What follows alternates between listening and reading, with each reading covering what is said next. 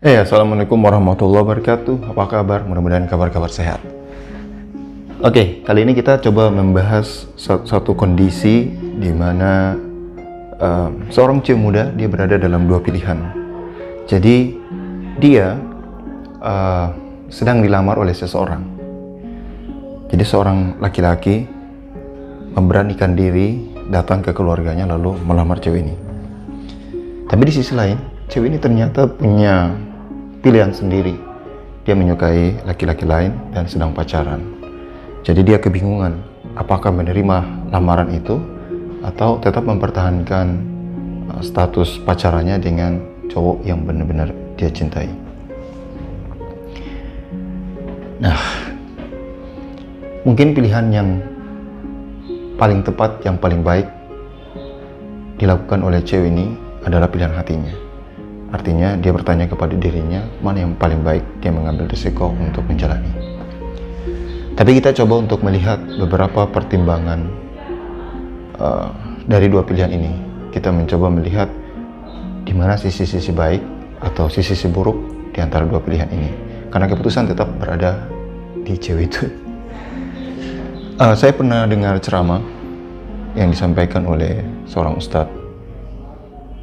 Dan saya pikir itu sesuatu yang masuk akal. Dia menyampaikan bahwa ketika kamu berada dalam kondisi seperti itu, yaitu seseorang datang melamarmu ke orang tuamu secara terbuka dengan cara yang baik-baik, tapi di sisi lain kamu menyukai orang lain dan sedang pacaran, maka pertimbangkanlah.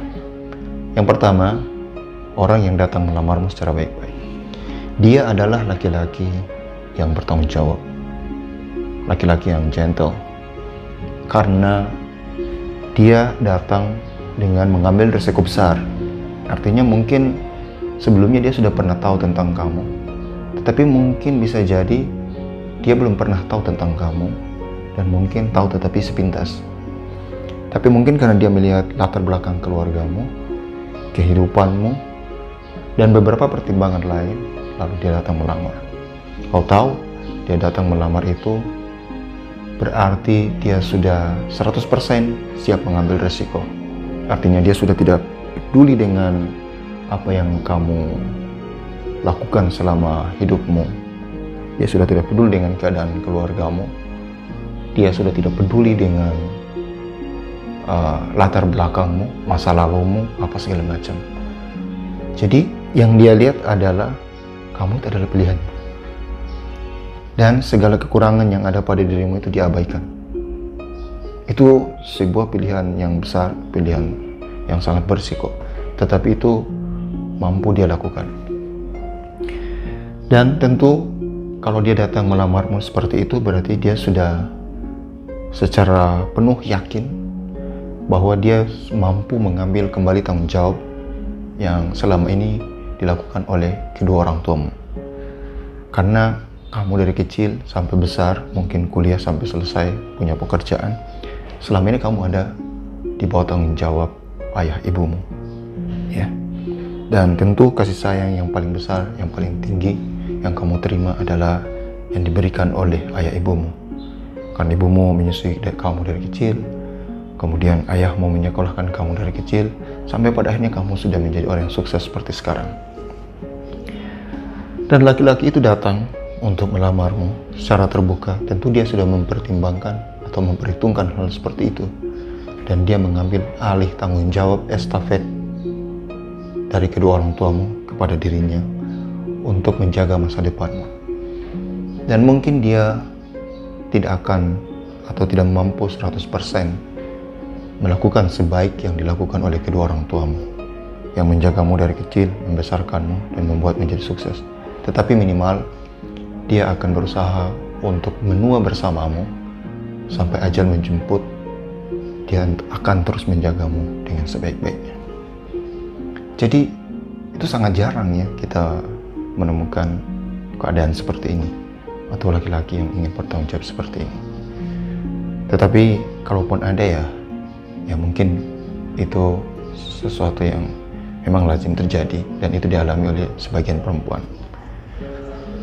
Nah, ini jika dibanding dengan seseorang yang kamu sayangi. apakah orang yang kamu sayangi, yang kamu cintai, yang sudah berpacaran bertahun-tahun, kamu bisa menentukan ataukah kamu bisa memprediksi atau tidak kalau nanti pada akhirnya dia akan melamarmu? Kalau dia mau melamarmu kepada orang tuamu, itu sesuatu yang wow, luar biasa.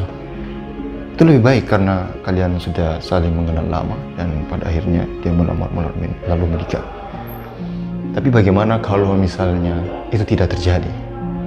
Kalian pacaran sudah berbulan-bulan, bertahun-tahun, setahun, 2 tahun, 3 tahun, kemudian tidak jadi menikah. Lalu kemudian karena tidak cocok, putus, kamu cari lagi, pacaran lagi.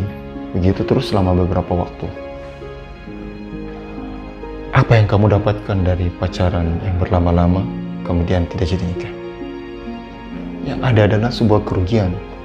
Kalau kamu pacarannya jarak jauh, LDR, kemudian hanya SMS-an, teleponan, pun dalam komunikasi seperti itu hanya dalam batas wajar, kata-kata, isi pesan hanya wajar.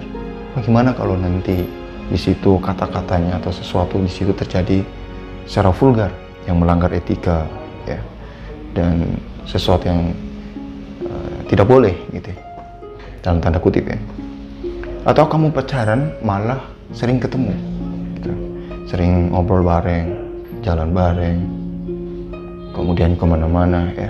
Wah, udah bertahun-tahun ya tidak jadi nikah. Kan kalau ketemu langsung berarti ada sesuatu yang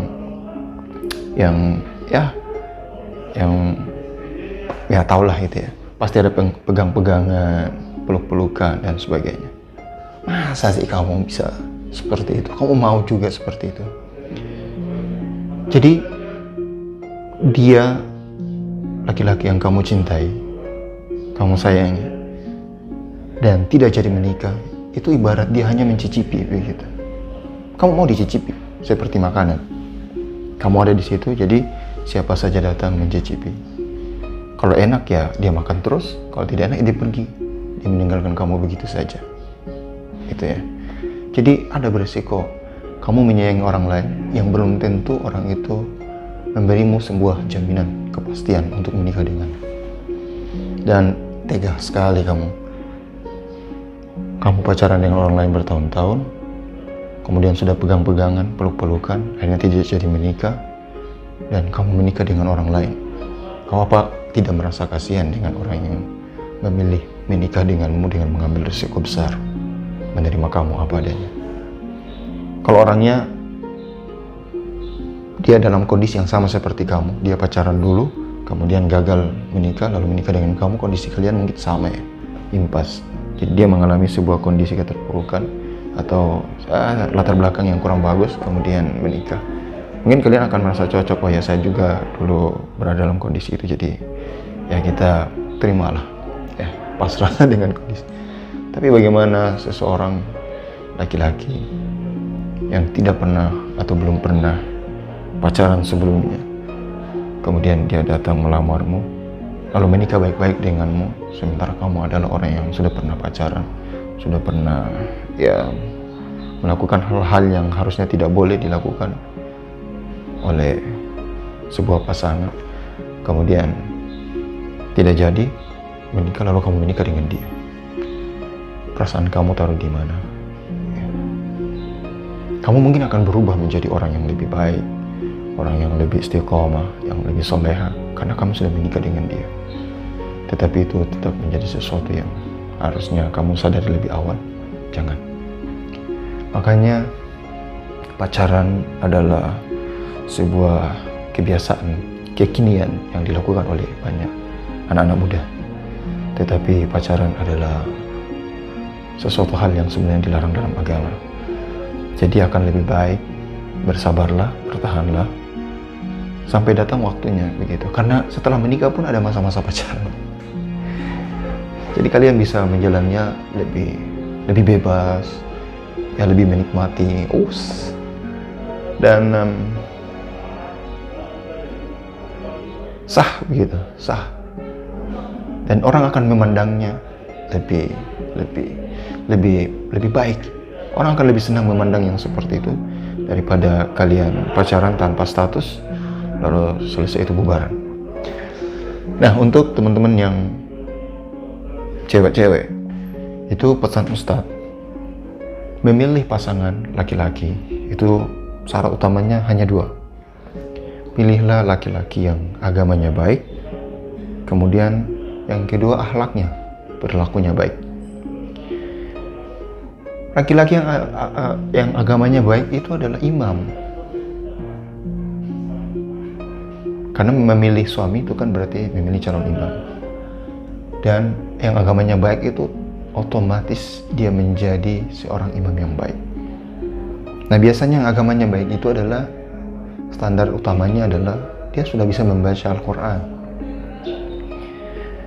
Dia sudah khatam Al-Quran adalah kesehariannya. Selalu ada waktu untuk bersama Al-Quran. Kemudian sholatnya 5 waktunya terjaga, terarah, gitu ya. Dan pemahaman tentang agamanya mungkin tidak sempurna, tetapi hal-hal yang umum, hal-hal yang prinsip, hal yang haram, yang halal, menjaga batas-batas, pergaulan, tutur kata, itu dia pasti menjaga. Dan yang akhlaknya baik itu tentu ada pada diri seorang laki-laki yang agamanya baik. Karena rata-rata cowok-cowok yang baik-baik, yang mengerti agama itu juga pasti menjaga akhlaknya. Toh kalau ada kekurangan di sana ya manusia ya, jadi pasti ada kekurangan. Mungkin dia, ya mungkin kalian akan merasakan dia mungkin kasar, dia terlalu menjaga kalian, melakukan ini tidak bisa, melakukan tidak bisa, ada batasan dan segala macam. Ya seperti itulah, karena memang kan bukan muhrim, jadi kalau kalian melakukan sesuatu dia terlalu banyak membatasi, itu sesuatu yang wajar. Tapi itu memang patokannya itu. Jadi pilihlah laki-laki yang agamanya baik, kemudian akhlaknya baik. Nanti kalau bonusnya adalah kalau dia sudah punya pekerjaan, penghasilannya bagus, kemudian usianya masih muda, memiliki fisik yang bagus, tampan, dan itu bonus. Jadi jangan masukkan yang begitu-begitu menjadi kriteria utama, tapi cukup itu menjadi tambahan. Yang paling penting lihatnya tadi, kalau agamanya sudah bagus, akhlaknya bagus itu berarti dia akan nanti menempatkan kamu itu dalam posisi yang terhormat. Yang paling dia cintai pasti ibunya, ibu kandungnya. Tetapi setelah ibu kandungnya pasti kamu. Dia akan memperlakukan kamu sebaik mungkin, sebagai mahkota, sebagai yang dia junjungi, paling dia jaga, paling dia hormati, paling dia hargai. Dan pasti dia akan menjaga kesetiaan hanya untuk menjaga perasaan kamu, hanya untuk memperlakukan kamu menjadi orang yang spesial untuk dirinya. Jadi 2 itu saja ya yang menjadi patokan ketika kamu memilih pasangan. Bonusnya yang tadi ya, yang tampan, yang muda. Jadi tidak semua laki-laki yang agamanya bagus, akhlaknya bagus itu yang jenggotan, yang selalu di masjid ya. Tidak juga. Banyak daripada mereka itu juga yang tidak mau memperlihatkan kesolehan mereka. Jadi mereka penampilannya sama seperti cowok-cowok lain. Bajunya ya kaos, celananya ya yang biasa. Terus ke masjid juga tidak selalu gamis ya. Dia santai saja, tetapi 5 waktunya dia jaga itu. Pasti dia jaga 5 waktunya. Dan dia pasti menjaga pandangannya. Dia pasti menjaga tutur katanya dan segala macam. Janganlah berharap untuk mendapatkan laki-laki yang baik atau pasangan yang baik jika diri kalian sendiri kalian tidak menjaga, kalian tidak memperlakukan dengan baik. Misalnya gini, kamu tuh cewek punya angan-angan dapat cowok yang memenuhi segala kriteria begitu. Agamanya baik, akhlaknya baik, kaya, tampan, muda, segala macam gitu, tajir ya. Tapi kamu sendiri tidak menjaga diri. Kamu suka pacaran, sering keluar malam, gitu ya, tidak pernah sholat, tidak pernah mengaji. Di rumah kamu kasar, kemana-mana suka berantem. Susah. Karena Allah itu akan memberikan kita pasangan sesuai dengan keadaan diri kita. Laki-laki yang baik akan melakukan perempuan yang baik. Sebaliknya begitu. Laki-laki yang jelek akan mendapatkan perempuan yang jelek. Ya, misalnya gini, kamu selama ini hidupnya bebas dengan siapa saja gitu. Tiba-tiba kamu mendapat laki-laki yang benar-benar soleh. Berarti itu adalah pilihan Allah untuk kamu. Itu tandanya Allah memberi hidayah untuk kamu. Segera bertobat. Karena Allah mungkin akan melihat setelah itu kamu akan menjadi orang yang lebih solehah, yang lebih dekat kepada Allah setelah itu. Tapi itu sesuatu yang jarang, mungkin 1 di antara 1000 kejadian. Karena tidak semuanya seperti itu. Jadi kalau kamu ingin mendapatkan seseorang yang benar-benar ideal menurut kamu, maka buatlah diri kamu itu ideal. Jadi nanti Allah akan menuntun kamu untuk datang ke situ. Atau Allah akan menuntun laki-laki yang kamu idam-idamkan akan datang ke kamu untuk melamarnya. Jadi kalian cewek-cewek yang cantik, yang masih muda, yang cerdas, yang pintar, jagalah diri kalian baik-baik. Kalian itu akan menjadi incaran laki-laki dengan menurut orang itu yang ada pada standar tinggi, yang memenuhi kriteria atau standar tinggi. Bukan laki-laki sembarang, itu laki-laki luar biasa. Mereka akan datang untuk mencari kamu karena mereka juga punya pilihan. Mereka akan melihat, wah, dia adalah cewek yang benar-benar memenuhi apa yang saya inginkan. Mungkin dia akan didekati atau dia bersama dengan cewek lain, tetap kamu adalah prioritas. Kamu nanti yang akan dipilih. Oke, terima kasih. Assalamualaikum warahmatullahi wabarakatuh. Terima kasih telah menyaksikan video ini. Mohon berikan dukungan dengan cara subscribe, like, dan juga share, serta tinggalkan pesan pada kolom komentar. Sampai jumpa.